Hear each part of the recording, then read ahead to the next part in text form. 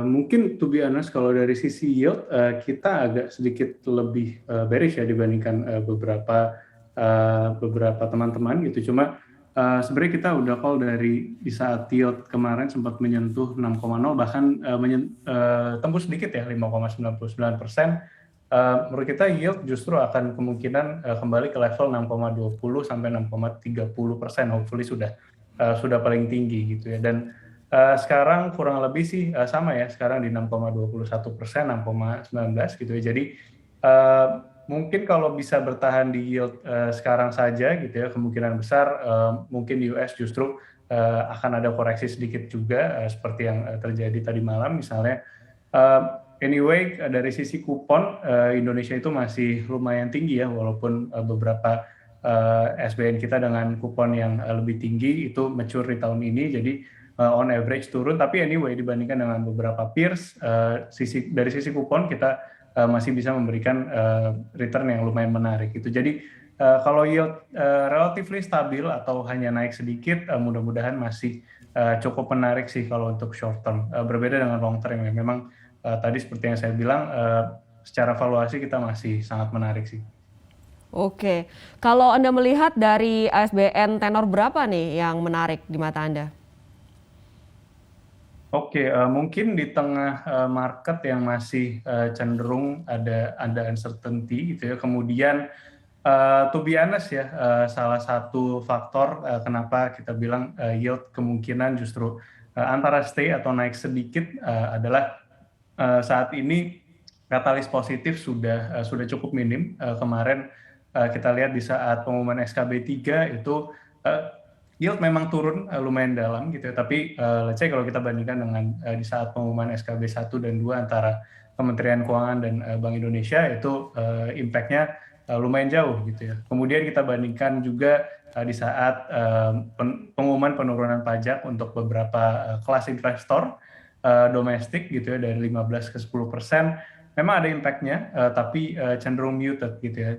Jadi saat ini nampaknya memang ini sih memang market domestically kita masih butuh beberapa katalis positif yang cukup besar gitu ya untuk kembali menurunkan yield, karena kita juga berada di level yang dekat dengan level psikologis ya.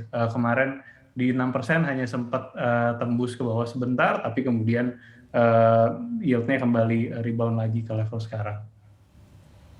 Oke, kalau Anda lihat yield kita ini kecenderungannya untuk bertahan, sebenarnya apa sih yang membuat kita sanggup bertahan di tengah bayang-bayang tapering off ini? Oke, jadi kalau kita berkaca ya, Mbak Lin, dibandingkan dengan 2013, sebenarnya dibandingkan dengan kondisi sekarang itu terlihat sudah sangat baik. Saat itu US terjadi kenaikan yield dari awal pengumuman oleh Bernanke waktu itu sekitar 23%. Sementara Indonesia di tahun 2013 itu yield kita naik from bottom to peak, sorry maksud saya from announcement to peak itu sekitar more than 50% gitu ya. Sementara dibandingkan dengan let's say awal tahun 2021 kemarin sampai sekarang juga ya, di saat US banyak yang bilang kemarin itu kan taperless tantrum gitu ya, tapernya belum konkret, belum jelas kapan, walaupun hampir semua orang sudah expect pasti terjadi gitu kan ya. US itu naik yieldnya sekitar 84% ya, walaupun memang low base. Nah, tapi kita cuma naik jauh lebih kecil, sekitar 20%-an kurang lebih gitu. Jadi kalau kita masih sama seperti tahun 2013, mungkin yield kita sudah kembali ke level double digit gitu ya. Tapi sampai saat ini kita masih posisi kita lumayan kuat gitu ya.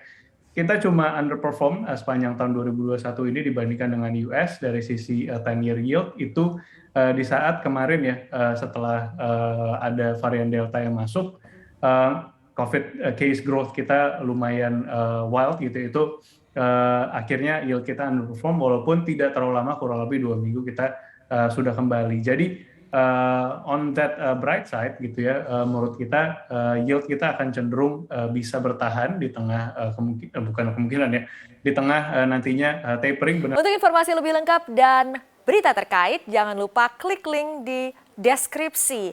Install juga aplikasi CNBC Indonesia di App Store maupun di Play Store, dan please subscribe ya guys.